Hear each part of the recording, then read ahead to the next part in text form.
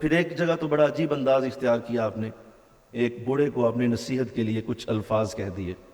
وہ بوڑھا شخص تھا اور کوئی گناہ میں مبتلا تھا، کسی گناہ میں تھا، تو آپ کو علم ہوا کہ وہ گناہ کرتا ہے، تو آپ نے فرمایا لاؤ گفتگو ایسے نہیں کروں گا، بلاؤں گا نہیں اسے، کیونکہ ایک جملہ ہے جو آپ نے حضور کی حدیث پڑھی اور وہ اتنی خوبصورت، اللہ کرے کہ ہمارے دلوں پہ نقش ہو جائے۔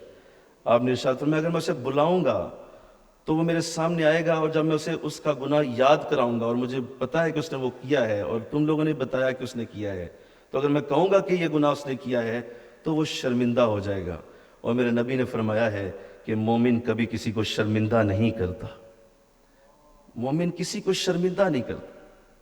تو میں یہ نہیں کروں گا، خط لکھتا ہوں، لاؤ خط لکھو۔ آپ نے خط لکھا اور اس میں دیکھیے الفاظ کیا ہے، ذرا الفاظ پہ غور کیجیے۔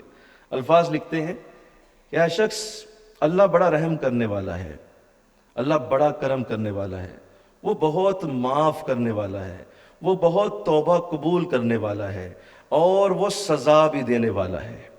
یہ لکھ کے آپ نے کہا یہ خط اسے دے دو۔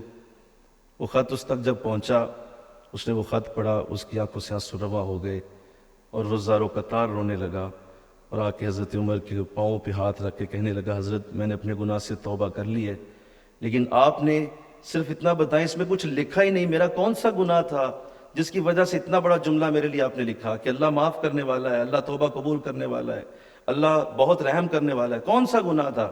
فرمایا نہ تو بول نہ میں بولوں گا، اللہ نے تجھے بھی معاف کر دیا، دعا کر اللہ مجھے بھی معاف کر دے۔